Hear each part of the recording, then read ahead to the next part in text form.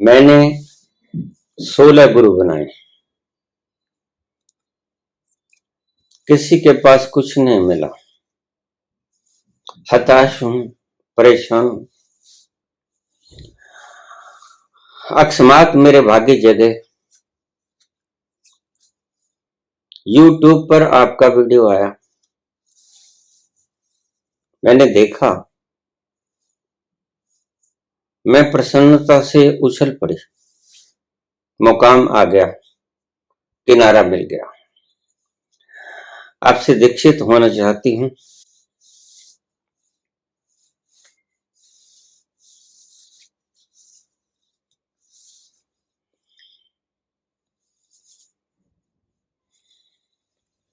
बिटिया, मेरे पास भी मत आना।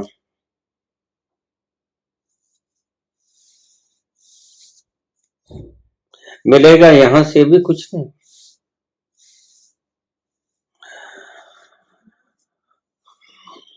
YouTube पर वीडियो क्या आया? एक और दुर्भाग्य आ गया।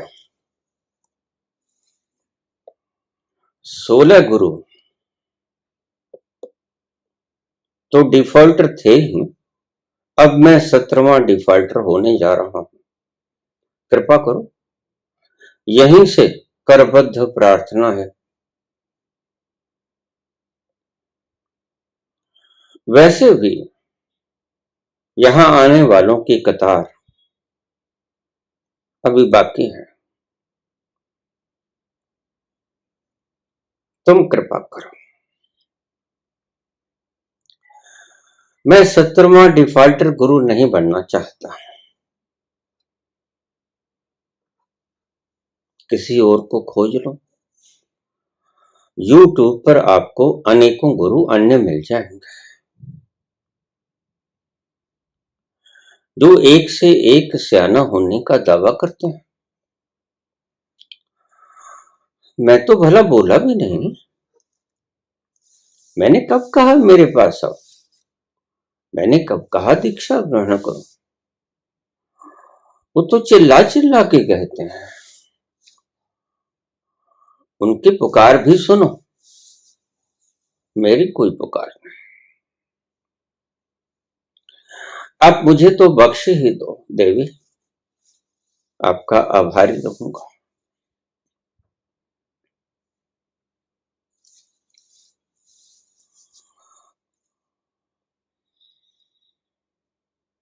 और ध्यान रखना, किसी और को भी 17वां बना लोगे, 18वां बना लोगे, 1800 भी बना लोगे, तो कुछ पल्ले पड़ने को नहीं। क्यों? क्योंकि बुनियादी सोच गलत है।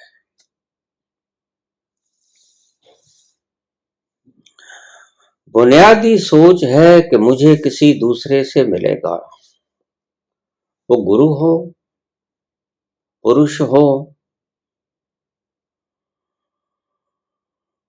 दोस्त हो, कोई भी हो। बुनियाद ही गलत पड़ गई। भला बीज ही अगर जला हुआ हो, अंकुरित हो पाएगा? तुम्हारी सोच बुनियादी रूप से गलत है। तुमने पक्का धार लिया कि दूसरे से मिलेगा। यही तो क्लेश है दो प्रेमियों के भीतर। दो प्रेमी शादी से पहले बहुत प्रेम करते हैं, एक दूसरे से ऐसे ऐसे वायदे करते हैं जो कभी मुमकिन हो ही नहीं सकते। तुम्हारे लिए तारे भी तोड़ रहूंगा, हालांकि उन्हें पता नहीं कि तारों का वजन कितना है।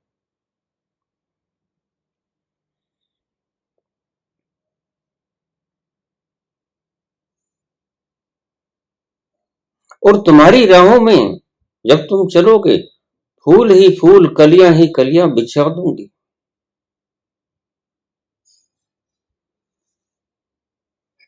थक जाओगे जब राहों में, बाहों का सिराहना दूंगी।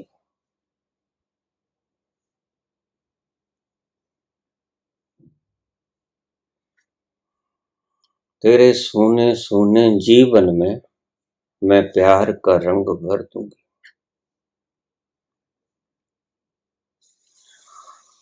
और शादी के बाद मैंने जूत पटांग होते लोग देखे। आपको कहानी सुनाई थी। घर में से पहले आदमी भागा, पीछे एक झाड़ू आई,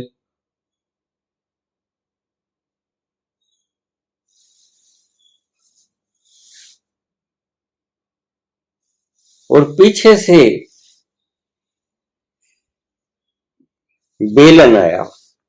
मैं आज भी हंसता हूं वो दृश्य जब आंखों के सामने आता है। बस यही हाल तुम्हारा होगा, होता है।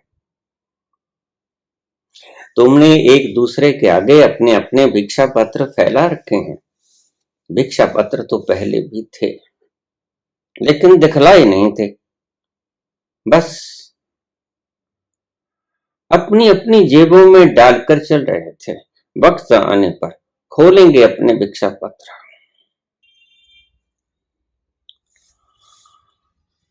और पीछे मांग शुरू होती है। पहले वायदे होते हैं जो नामुमकिन है। तुम्हें भी पता है, कभी कोई तारा तोड़ के लाया है? आज तक कोई इतिहास में नाम दर्ज है Guinness book of world record के मजनू या हीर रांझा या कोई किसी के लिए तारा तोड़ कर लाया? तारे का वजन पता कितना, दूर पता कितना, वहां तक पहुंच भी पाओगे?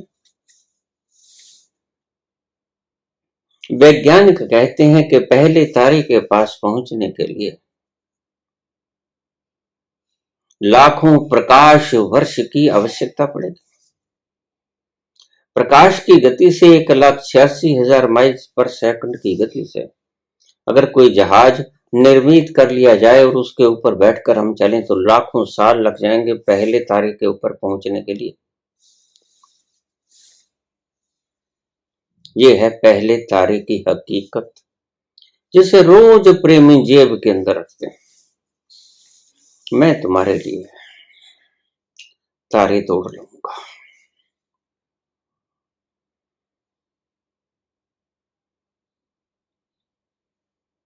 मैं तुम्हारे लिए कलियां चुन चुन के सुंदर सुंदर फूल रास्ते में सुगंधित बिछा दिया करूंगी। और फिर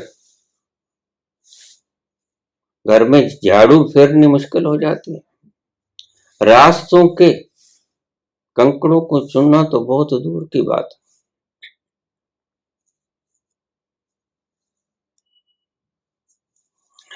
आप कृपा करो देवी, मेरे ऊपर कृपा करो।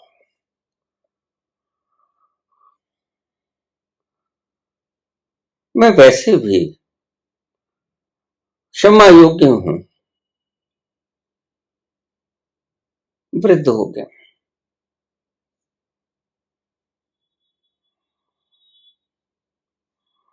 करुणा चाहिए मुझे तुम्हारी इस स्थिति में।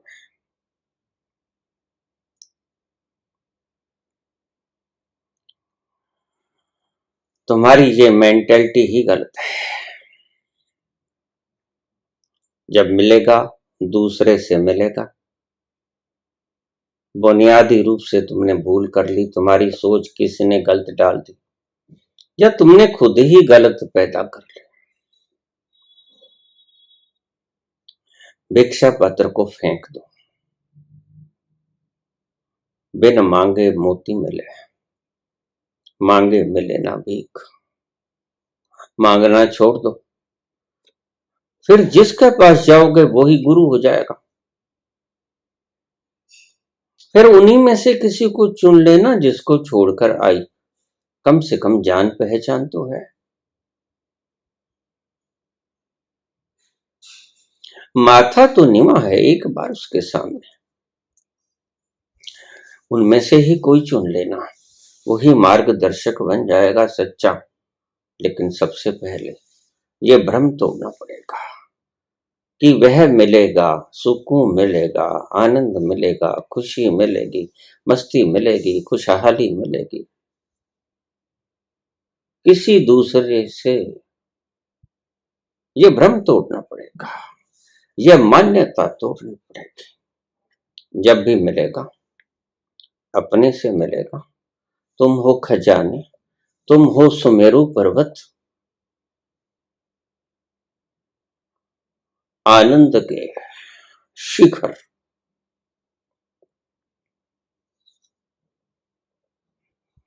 दूसरे से मांगना छोड़ दो। 17वां गुरु बनाने की आवश्यकता नहीं पड़ेगी। अन्यथा तुम देख लेना, मैं तो न बन पाऊंगा, किसी और को बना लेना और देखना एक लंबी चेन, एक लंबी श्रृंखला नाकामयाबियों की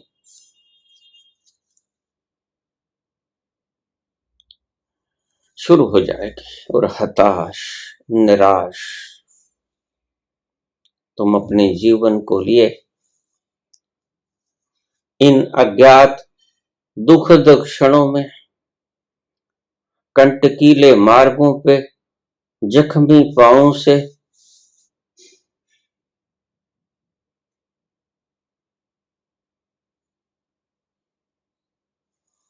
डगमगाती फिरोगे। मंजिल कभी नहीं मिलेगी अगर ये भावना भीतर बाकी है, ये विचार भीतर बाकी है कि दूसरा मुझे कोई घूंटी फैला देगा। आज सभी की समस्या ये है,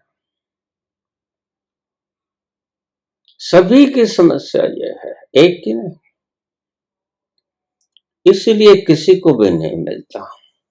मेरी बात को ध्यान से समझ लेना, सभी की समस्या है, सभी शिष्यों की समस्या है कि जब भी मिलेगा दूसरे से मिलेगा, गुरु से मिलेगा,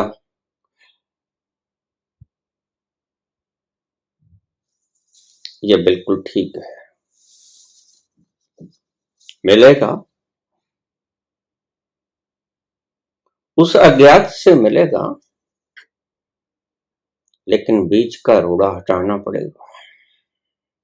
ये बड़ा उल्टा गणित है अध्यात्म का।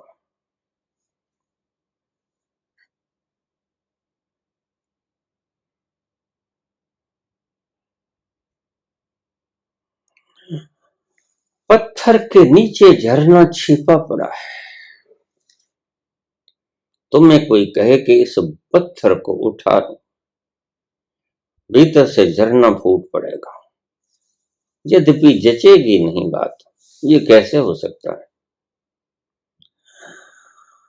भला अगर पत्थर के भीतर झरना वेग की गति से फूटने को तैयार होता तो वह पत्थर को ही उछाल देता, उसके बहाव से, उसकी फोर्स से, बल से पत्थर ही हट जाता और खुद से ही फूट पड़ता। नहीं, खुद से झरना कभी नहीं फूटता। झरना इतना हिंसक नहीं होता।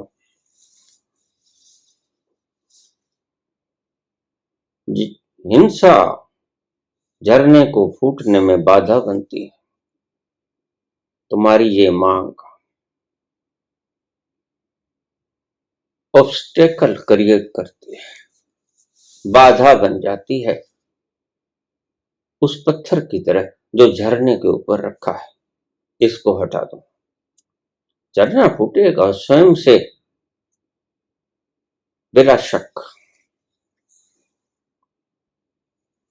लेकिन पत्थर तुम ही हटाओगे, यह बाधा तुम ही हटाओगे। मिलेगा गुरु के पास निश्चित, लेकिन पत्थर तुम ही हटाओगे। वो पत्थर है क्या? वो ऑब्स्ट्रक्शन है क्या? कौन है जो बाधा बन रहा है? तुम्हारी बरसती हुई कृपा। कृपा तो बरस रही है, सदा से बरस रही है, सदा बरसती रहेगी। तुम पात्र कब होते हो? बात तो इस पे डिपेंड करती है। अभी भी बरस जाए, कोई हर्जा नहीं, सदा से बरस रहा है। अभी भी बरस जाए, अभी ही बरस जाए, इसी क्षण बरस जाए। और ध्यान रखना, जब भी कभी बरसता है, इसी क्षण में बरसता है। भविष्य में कभी बरसा नहीं, कभी बरसेगा नहीं। जब भविष्य आएगा तो क्षण बन के आएगा, इसी क्षण में भविष्य होगा। किसी दिन उसे आज का दिन बना लो, क्या फर्क पड़ता है? क्यों नहीं हटा देते आज ही इस ऑब्स्ट्रक्शन को, इस पत्थर को? क्यों नहीं झरना जब फूटने को तैयार है तो झरने को हटा देते?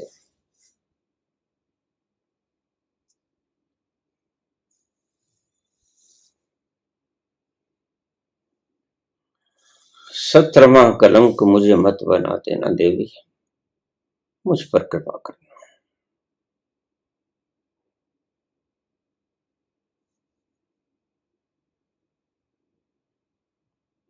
इस भ्रम को तोड़ दो कि दूसरे से मिलेगा परमात्मा यानी सुख। तुमने नाम बदल लिए, कोई 4 हाथ वाला, कोई 1000 हाथ वाला परमात्मा आएगा, आशीष देगा, तुम्हें कहेगा मांगो, क्या वरदान मांगती हो? और तुम वरदान मांगोगे, एवं मस्तु कह के भगवान चले जाएंगे। भगवान एक बार आ जाते हैं, फिर जाते नहीं, आपको पता ही नहीं। वो तो बस एक ही बार आता है या नहीं आता है। जब आएगा तो फिर कभी नहीं जाएगा। यह संसार के क्षणिक सुख नहीं है जो फिर नहीं आएगा लौट के, लाने पड़ेंगे खींच खूंच के। ये तो बरसता है हर पल, और जब एक पल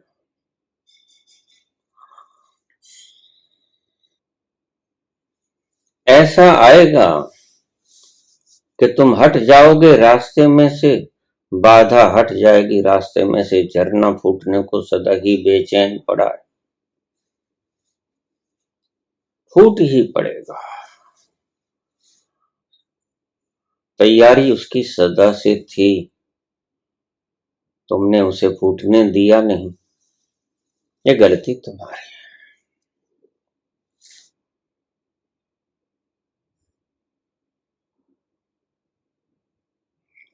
जब भी मिलेगा दूसरे से नहीं मिलेगा, इसको लिख लो। यादाश्त कमजोर है, भूल जाओगे, बार बार दूसरों से डिमांड करोगे। देखिए, द्रव्य मांगने से मिल जाएगा, हीरे मोती मांगने से मिल जाएंगे, खाद्य सामग्री मांगने से मिल जाएगी, संसार की और सभी वस्तुएं मांगने से मिल जाएगी। मकान मिल जाएगा, कोठी, बंगला, कार, जहाज, सब कुछ मिल जाएगा, जमीन जायदाद सब कुछ मिल जाएगा, पढ़ाई लिखाई सब कुछ मिल जाएगी दूसरे से।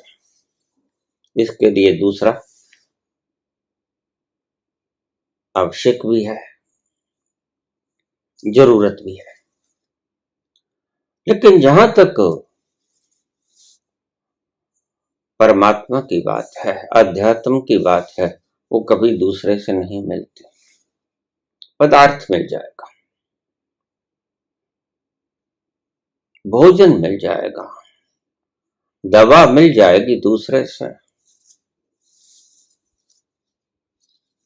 लेकिन वो प्रेम का सागर, वो आनंद की, मस्ती की बहती हुई फुहारें दूसरे से नहीं मिल पाएंगी। यही तुम्हारी गलती। किसी एक क्षण में तुम्हारी आंखें चार होती हैं प्रेमी के साथ, और तुम भूल जाते हो क्योंकि बेहोश हो। तुम्हें एक राज की बात बताऊं,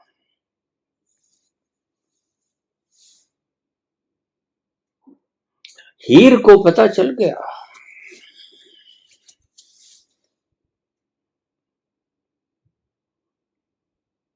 लैला को पता चल गया, मजनू को पता चल गया, तुम्हें पता नहीं चला।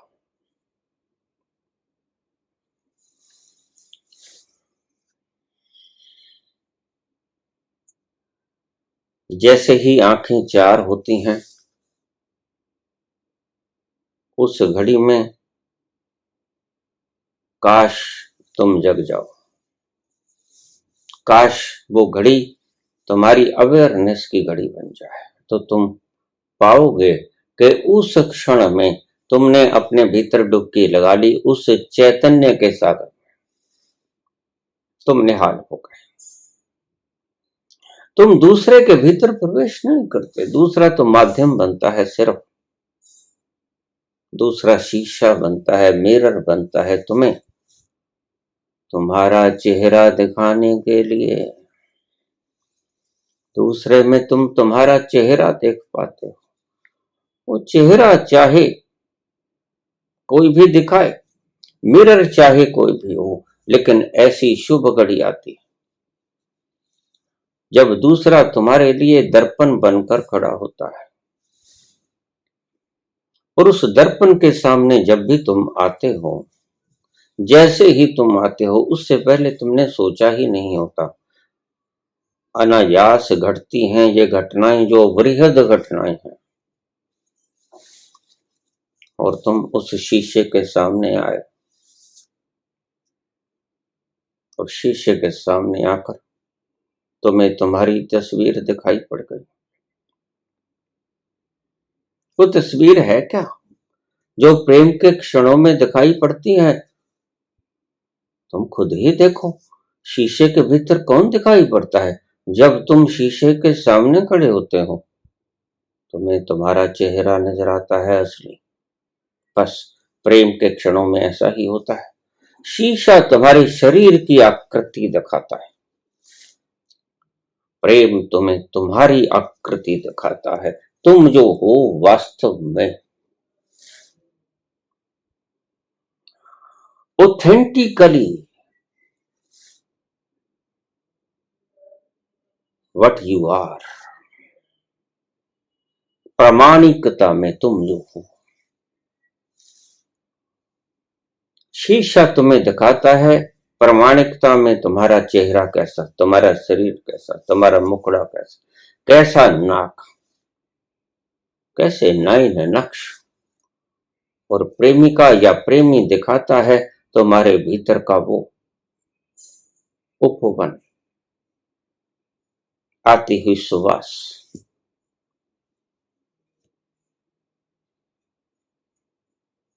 और वो तुम्हारा अंतस्थल कोना इतना लबालब भरा है आनंद और खुमारी से कि तुम एक बार उसके भीतर डुबकी लगा के बाहर आ जाते हो। बस देखा जाए तो प्रेम समाधिस्थ होता है एक क्षण के लिए।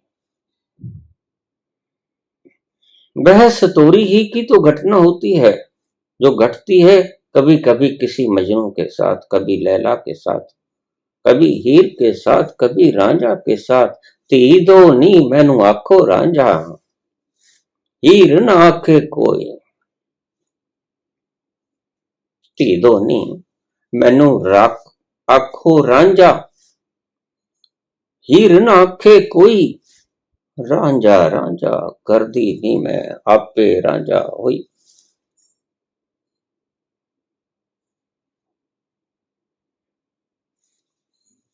मुझे कोई हीर ना कहे,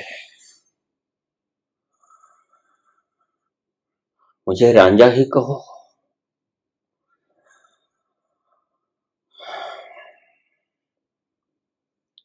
जब से तुम उसमें डुबकी लगा के वापस आओगे, तुम कहां बचोगे? ऐसा ही स्टोरी में होता है। कुछ क्षण के लिए तुम उस समुद्र में पंछियों की तरह पर फैला लेते हो, डुबो देते हो अपने आप को, और फिर गीले पंखों के साथ बाहर निकल आते हो उस अमृत के तत्व को अपने पंखों के साथ लपेट कर। वो खुशबू दिए रहता है अमृत तुम्हें सदा के लिए। याद आते हैं वो पल, फिर तुम वही लम्हों का इंतजार करते हो। आमने सामने बैठकर, लेकिन वो घटना एक बार घट गई, अब तो राख बची है।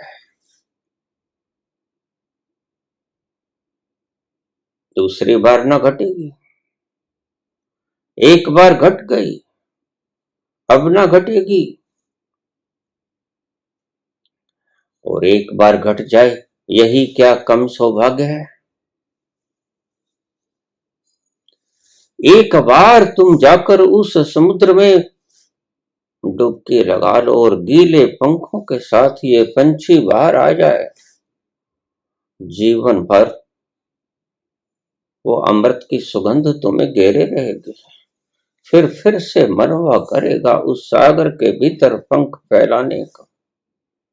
बस वही तड़प, उसी को तुम तड़प कहते हो। वही होती है मुमुक्षा, वही होती है विरह की वेदना, जो मीरा कहती है घायल की गति घायल जाना।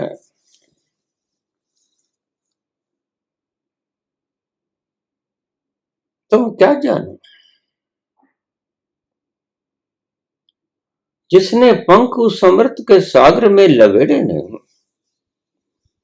जिसने पंख उस अमृत के सागर में भिगोए नहीं, तुम क्या जानो रे। घायल की गति घायल जाने, या जिन घायल होए। जो खुद घायल हो गया वो ही जाता है, जानता है। रांझा और हीर की बेबसी बेकसी, मजनू और लैला की बेबसी, मजनू ही जानता है, लैला ही जानती है, हीर ही जानती है, रांझा ही जानता है। इसलिए हीर कहती है तीदो नी मैनू आखो रांझा, हीर ना आखे कोई रांझा रांझा कर दी नी मैं आपे रांझा होई।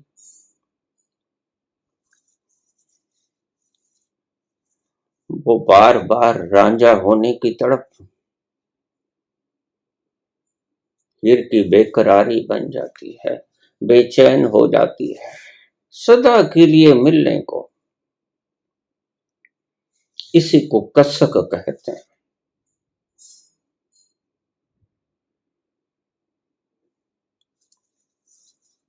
लेकिन प्रेमी एक बार उस समुद्र के अंदर नहाकर बाहर आ जाता है, तो जिसके कारण उस समुद्र के भीतर अपने पंख भिगो के आया था, उसी को मान लेता है कि हाँ ये ही परमात्मा है। यहीं से लड़ाई शुरू हो जाती है। इसी ने मुझे प्यार दिया, इसी ने मुझे इतने प्यारे प्यारे लम्हे दिए, यही है, यही दे सकता है, इसी के भीतर है। लेकिन तुम भूल गए। तभी मैं कहता हूं काश तुम उन क्षणों में अवेयर होते, जब तुमने डुबकी लगाई थी प्रेम के उस महासागर के भीतर। लेकिन काश तुम विपरीत घटनाएं सब सोए सोए करते हो। निद्रा की घटना ऐसे ही घटती है, प्रेम की घटना ऐसे ही घटती है, लेकिन तुम सोए सोए इन घटनाओं को गुजर जाने देते हो। और बाद में प्रेम की घटना अति अति गहरी से गहरी घटना है। नींद की घटना तो बड़ी उथली उथली सी है।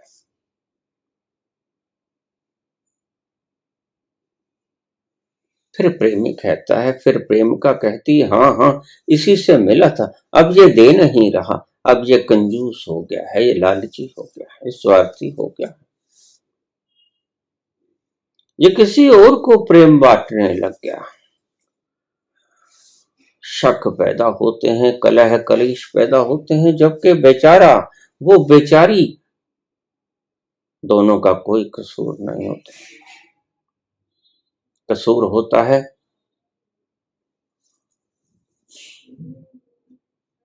बेहोशी का, मूर्छा का।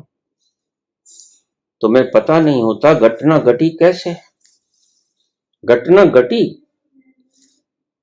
संयोगवश, वो व्यक्ति सामने खड़ा था, दर्पण बन गया, तो मैं तुम्हारा अस्तित्व दिखाने का दर्पण बन गया, मात्र ये उसका कोई गुनाह तो नहीं। तुम उसके लिए दर्पण बन गए, वो तुम्हारे लिए दर्पण बन गया, ये कोई गुनाह तो नहीं।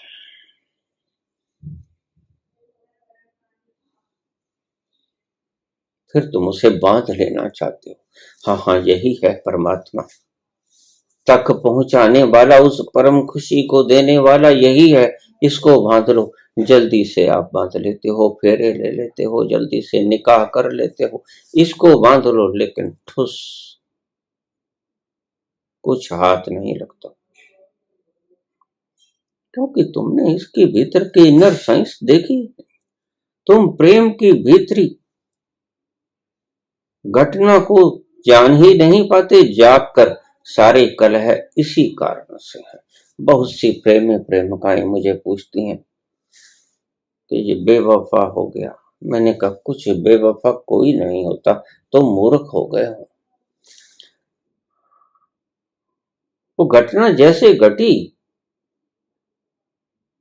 यह तो ईश्वर की कृपा सी, गुरु प्रसाद था, प्रभु प्रसाद था। अब इसे तुम खुद ही खोज लो। तुम्हें तुम्हारा भीतर का अस्तित्व दिखाई पड़ा था, इसके कारण। हाँ, यह आदरणीय है, यह आदरणीय ही नहीं, यह पूजनीय भी है। इसके कारण वो घटना घटी, निश्चित यह पूजनीय भी है, लेकिन इसने तुम्हारा आंतरिक अस्तित्व दिखाया। अब तुम खुद से पहुंचो अपने आंतरिक अस्तित्व की जगह, जो इसने दिखा दिया प्रेम के लम्हों में।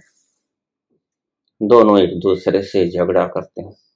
तुमने मुझे प्रेम दिया, अब बंद कर दिया, तुमने मुझे प्रेम दिया, अब बंद कर दिया। सारे प्रेमों में यही कलह सारी उम्र छिड़ी रहती।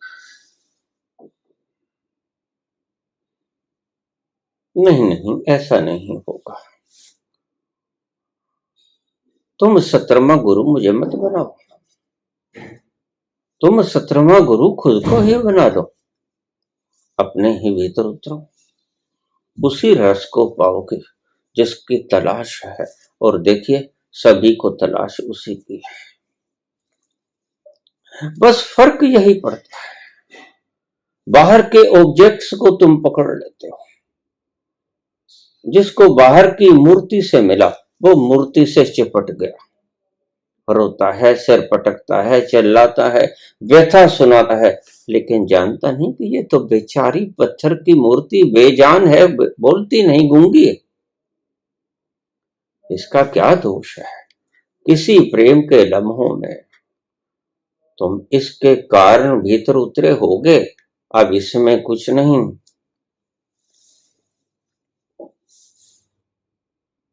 इस आईने को तोड़ दो। अब ये तुम्हें उस दृश्य तक न ले जा पाएगा। अब तो तुम्हें खुद ही अपने भीतर उतरना पड़ेगा।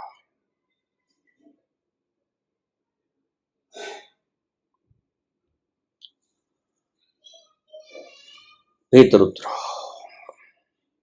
जो इस मूर्ति ने दिखाया था तुम्हें, राम कृष्ण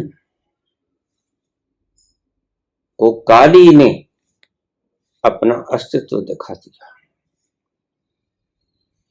रामकृष्ण को काली की मूर्ति ने अपने अस्तित्व तक पहुंचा दिया। जो भी ज्यादा प्रेमी लोग हैं, किसी को हनुमान जी पहुंचा देते हैं, किसी को शंकर जी पहुंचा देते हैं,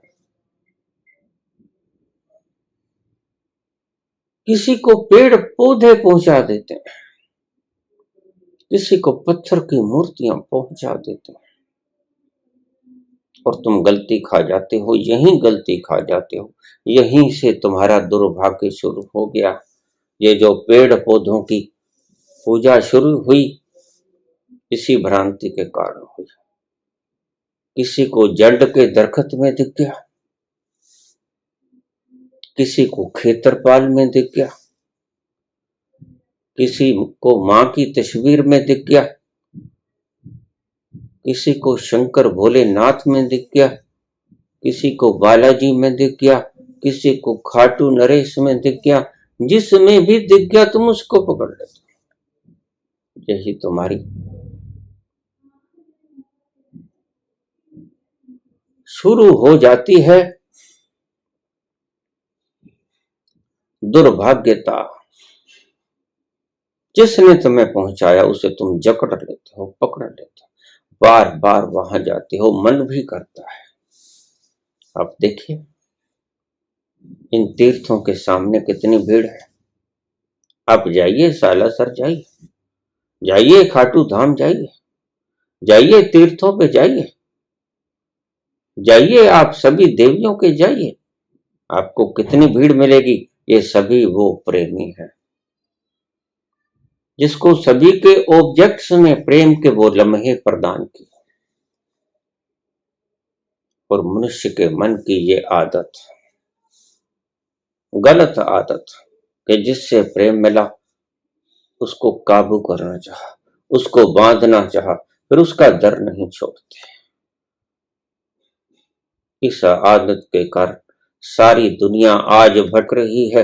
कोई मंदिरों में, कोई मस्जिदों में, कोई गिरजाघरों में, कोई गुरुद्वारों में, कोई चर्चों में, कोई कहीं धार्मिक स्थलों में, कोई समाधियों में, कोई नदियों में।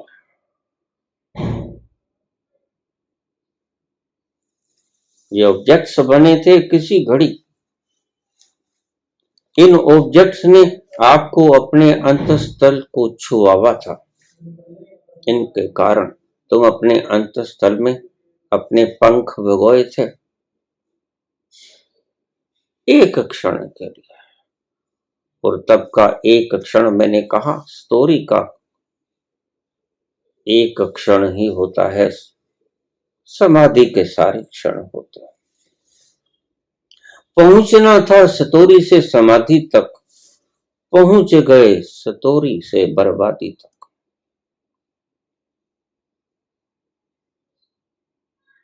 तुमने समझ लिया कि ये झलक मिली, ये प्रेम का के कारण मिली, तुम उसका गला दबाओगे, तुम उसको निचोड़ोगे कि दो प्रेम मुझे। वही लम्हे फिर दिल ढूंढता है, फिर वही फुर्सत के रात दिन। बैठे रहें तसव्वुरे जाना किए हुए, नहीं मिलेगा। कितने ही बैठे रहो, इंतजार करते रहो, बस वो एक बार झलक मिलती। अगर उस झलक से कुछ नहीं मिला तो दूसरी बार तो आएगी ही नहीं वो झलक, ध्यान रखना।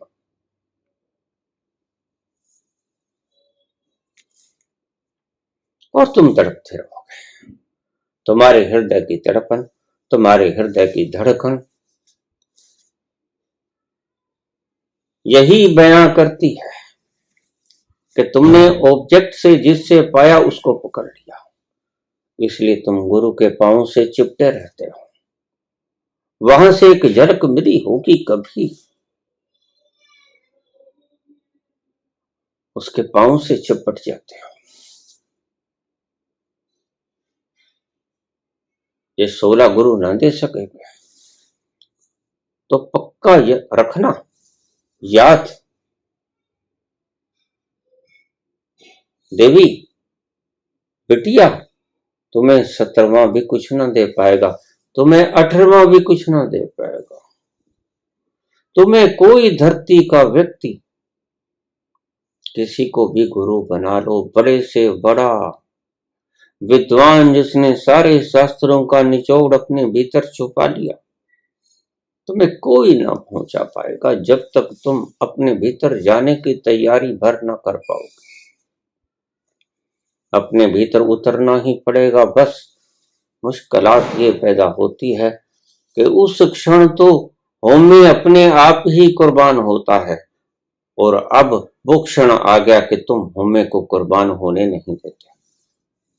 इस मैं को, इस अहंकार को, इस चिपटाह को तुम चिपके ही रहते हो, तुम उसको छोड़ने को तैयार नहीं होते। तुम्हारी क्लिंगिंगनेस बड़ी हैवी है, और जब तक ये होम में छूटता नहीं तब तक तुम अपने से उस समुद्र में फिर से प्रवेश नहीं कर पाते। यही तुम्हारी दुविधा है। जिससे मिला उससे चिपट जाते हो, जहां मिला जो मिला उसकी तरफ तुम मुख कभी करते नहीं, उससे पीठ ही फैलाए रहते हो। यही दुविधा है, सभी प्राणियों की यही दुविधा है। जिससे प्रेम मिला था उससे चिपट गए। जहां थोड़ी शांति मिली वहीं बैठ के बस किनारा मिल गया। नहीं, किनारा तुम्हारे भीतर है। वो ठंडी ठंडी छैया, वो मीठी मीठी लोरी सुलाने वाली हवाएं तुम्हारे भीतर ही तो छिपी हैं। कहां ढूंढते हो तुम बाहर, कहां ढूंढते हो तुम दूसरों में। वो न प्रेमी में मिलेगा, न प्रेमिका में मिलेगा, न मंदिर, न गुरुद्वारा, न मस्जिद, न चर्च, न गिरजाघर, वो कहीं नहीं मिलेगा। न मूर्ति में मिलेगा, न अमूर्त में मिलेगा। वो मिलेगा तो तुम्हारे भीतर से मिलेगा। भीतर जाने का रास्ता ढूंढ लो, पूछ लो, खोज लो। भीतर उतर जाओ, एकमात्र रास्ता है।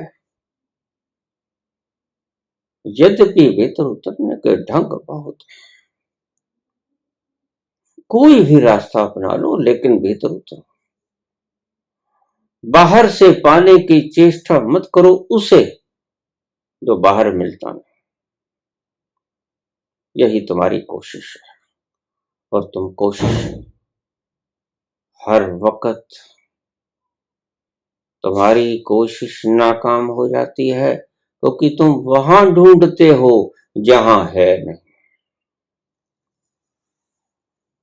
यही तुम्हारे दुख का कारण, यही तुम्हारी तड़पन का कारण, यही तुम्हारी भटकन का कारण। और ध्यान रखना, आज इतने ईमानदार गुरु इस धरती पर बचे नहीं बेटी। बड़े दुखद क्षणों से मुझे बोलना पड़ता है, आज इतने भीतरी ईमानदार गुरु टिके नहीं इस धरती पर, जो कह दे नहीं बिटिया नहीं, मेरे पास नहीं है, पहले जमाने में हुआ करते थे, आज नहीं है। आज कहेंगे यहीं से मिलेगा। मैं ही हूं सच्चा, बस मेरे पास बैठ जाओ, मेरे चरणों से लिपट जाओ, मुझे ही याद करो। मैंने जो तरकीब बताई वो ही अपना लो, तुम निश्चित ही पहुंच जाओगे। जब मरने लगोगी तो मैं आऊंगा, तुम्हारी उंगली पकड़कर तुम्हें सचखंड ले जाऊंगा। ये धूर्त गुरु जब तक इस धरती से विदा नहीं होते,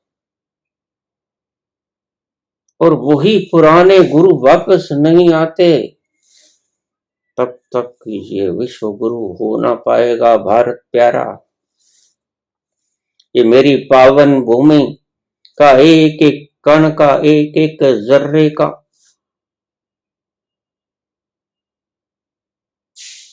खुशबू तुम्हें मदमस्त न कर पाएगा। जब तक ऐसे धूर्त गुरु विद्यमान हैं जो कहेंगे सिर्फ मैं ही, सिर्फ मैं ही, बस तब तक भारत का दुर्भाग्य शुरू ही रहेगा।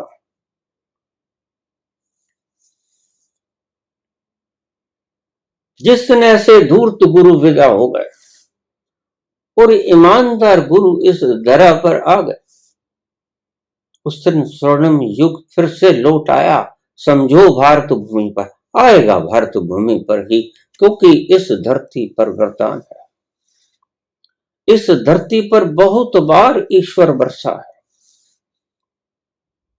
इस धरती को एक तरह का वरदान है। ये बूंद है, इस मिट्टी के जर्रे जर्रे में कितने ही महाभारत हो गए, लेकिन यहाँ की मिट्टी की सुगंध खत्म नहीं हुई है, फिर से लौट आती है। क्या कमाल है इस धरा की पवित्र भूमि में, इसके जर्रे जर्रे में और ऋषियों के मनीषियों की सुगंध पी हुई है। इसका जर्रा जर्रा उस महक से भरपूर है।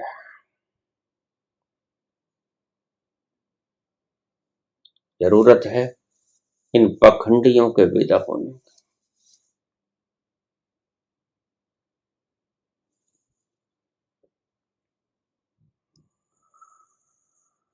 एक गुरु के पास कोई भिक्षुक गया था। पहले जमाने में गुरु बड़े ईमानदार हुआ करते थे। बुद्ध ने भी करीब 22 गुरु बदले। जिस गुरु को जितना आता था उतना समझा दिया और बाद में हाथ जोड़ दिए कि देखिए पुत्र, मुझे जितना आता था मैंने बता दिया, अब इससे आगे मुझे कुछ मालूम नहीं, मैं तो खुद तलाश में, मैं कहां जाऊं, अब तुम वहां चले जाओ। फिर तुम्हारे ही पास क्यों रुका? जरूरी था पुत्र, ये कायदा पढ़ना भी आवश्यक है। तुम अगर पीएचडी की क्लास करके पूछो टीचर से फिर पहली कक्षा में क्यों थमा दिया गया मुझे कायदा, वो यही कहेगा कि पुत्र ये जरूरी था, आगाज तो यहीं से करना पड़ता है। फिर धीरे धीरे धीरे धीरे 2, 3, 4, 10, फिर आगे कॉलेज, फिर आगे मास्टर डिग्री, फिर पीएचडी। पुत्र कायदा यही है, ढंग यही।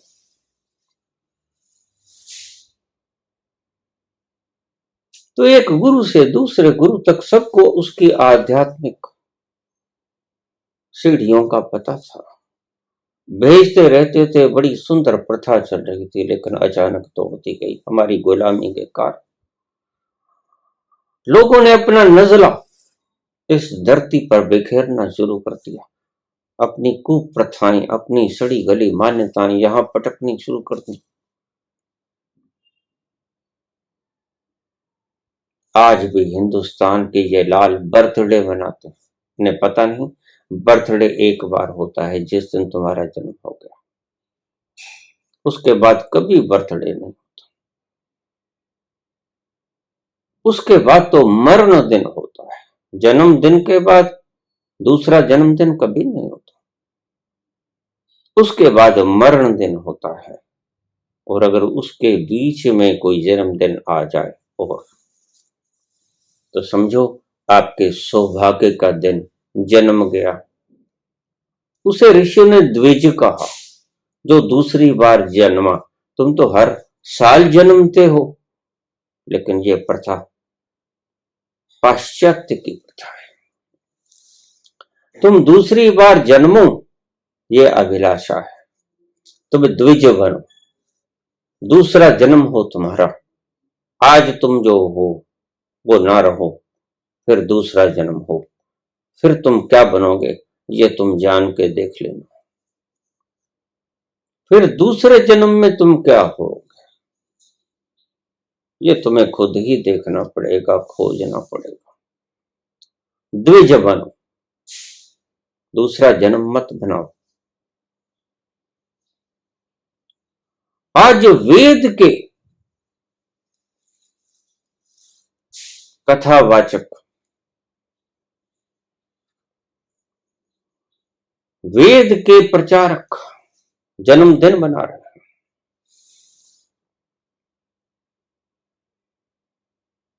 मुझे अक्सर लोग कह देते हैं, बाबा आप कभी जन्मदिन नहीं मनाते। मैंने कहा मैं कभी जन्मदिन नहीं मनाता, क्योंकि एक बार जन्म हुआ, फिर दूसरी बार जन्म हुआ, फिर अब तो मरण दिन होगा। व्यर्थ की बकवास में क्यों उलझना।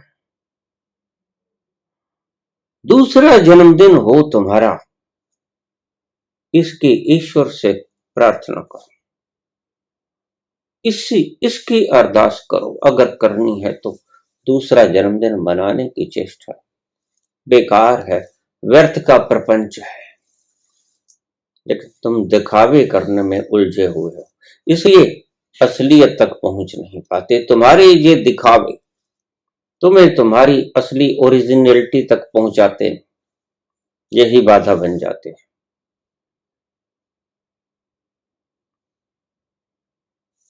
प्रेमी ने जो तुम्हें जो तल दिखाया, उस तल पर पहुंच जाओ, और वो दूसरा ना दिखा पाएगा। ध्यान रखना, एक बार ईश्वर ने कृपा कर दी, किसी के जरिए कृपा कर दी, उसे चपट मत जा, उसको स्वतंत्र छोड़ देना।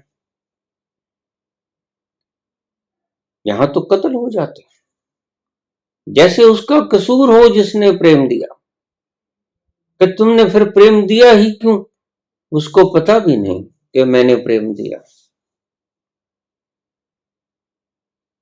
मारधार हो जाती है। गिरफ्त में लेने को हमेशा तैयार रहते हो तुम शादी के 7 बंधनों में।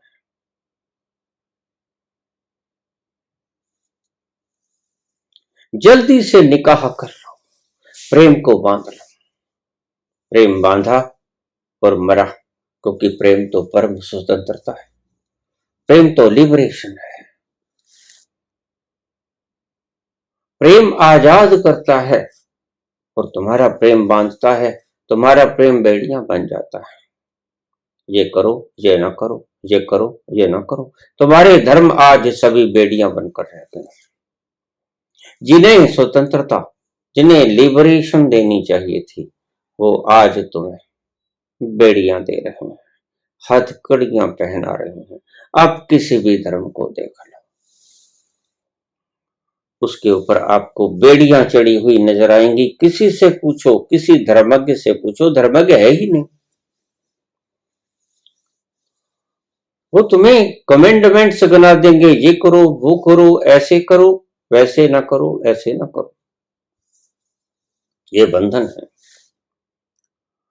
धर्म और प्रेम और प्रार्थना तुम्हें सदा मुक्ति दिया करते हैं। आज सभी धर्म तुम्हें बांधते हैं, सभी धर्म की अपनी अपनी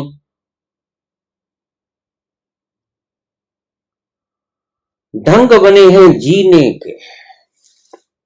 हिंदू धर्म भी जीने का एक ढंग है, और जबकि जीने का कोई ढंग होता ही नहीं। वो जो तुम्हारा परम जीवन तुम्हारा इंतजार कर रहा है, तुम्हारे ही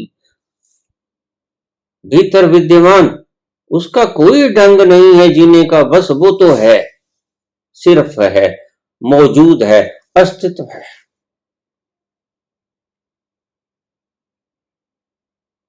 भला कैटेलिटिक एजेंट का भी कोई ढंग होता है? और देखिए, कैटेलिटिक एजेंट के बिना वो रासायनिक घटना घटती भी नहीं, वो केमिकल रिएक्शन होता भी नहीं। और जैसे ही तुम उस कैटेलिटिक एजेंट को उसके भीतर डालते हो, रासायनिक रिएक्शन फौरन होनी शुरू हो जाती है, रासायनिक क्रिया फौरन होनी शुरू हो जाती है। और देखिए, उस कैटलिक एजेंट का कोई रोल भी नहीं होता, ज्यों का त्यों होता है वो, उसके बिना भी घटना नहीं घटती, और उसके होने का कोई सबब भी नहीं होता। ऐसा ही ईश्वर है। ईश्वर आपके जर्रे जर्रे में, ईशावास्यमिदं सर्वम यत्किंच जगत्याम जगत,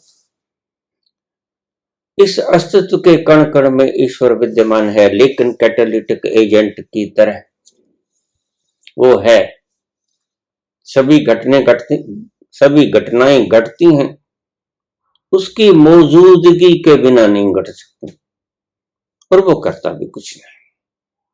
उससे लोग पूछते हैं, ये अजीब पहेली आपने कही। मैंने कहा पूछ लो संस्थानों से, ये कैटलिक एजेंट होता क्या है? वो कहेंगे होता है लेकिन करता कुछ नहीं, बस ईश्वर वैसा ही। ईश्वर है, करता कुछ नहीं, उसकी मौजूदगी में होता सब कुछ है और वो जिम्मेवार नहीं। होता है उसकी मौजूदगी में, जैसे बल्ब की रोशनी में हम पढ़ पाते हैं, बल्ब थोड़ा ही करता है, बल्ब थोड़ा ही हमें पढ़वाता है, पढ़ते तो हम हैं। बल्ब की रोशनी हम पढ़ लें, चाहे कोई कौतुक कर लें, चाहे कोई खेल खेल लें, बल्ब हमें नहीं रोकता। बल्ब सिर्फ मौजूद है, रोशनी सिर्फ मौजूद है, ऊर्जा सिर्फ मौजूद है, प्रभु सिर्फ मौजूद है, कैटालिटिक एजेंट की तरह। वह कुछ नहीं करता लेकिन फिर भी है, और उसके बिना कुछ होता भी नहीं और वो कुछ करता भी नहीं। अजीब पहेली है, सुलझेगी, बिल्कुल सुलझेगी।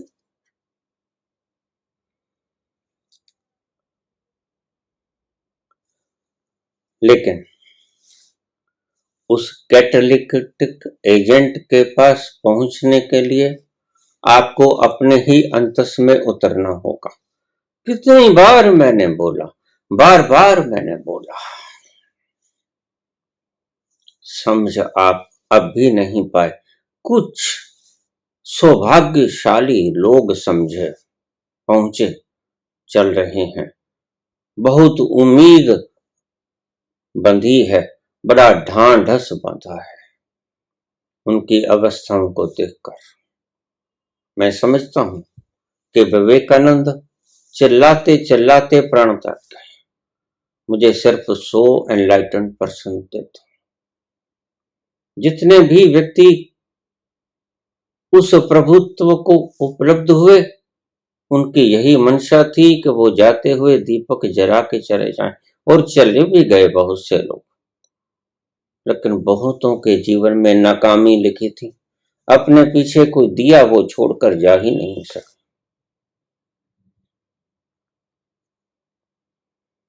आशा बंदी है, इसलिए तुम्हें कहता हूं देवी, तुम गुरु बनाने की जल्दी मत करना। अगर तुम गुरु से कुछ ढूंढती हो तो मार्गदर्शन ढूंढ लेना, और ये मार्गदर्शन मैंने कर दिया। मिलेगा, तुम्हें मिलेगा, तुम्हारे भीतर जाने से मिलेगा। मैं तुम्हें कुछ न दे पाऊंगा, मैं सिर्फ जहां जहां तुम भटकोगी, जहां जहां तुम परेशान होगे, जहां जहां तुम अटकोगी,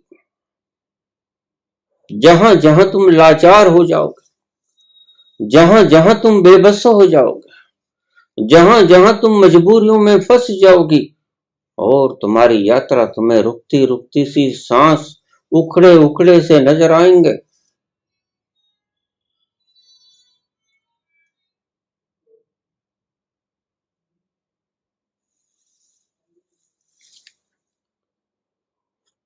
तो मैं तुम्हें आकर थाम लूंगा।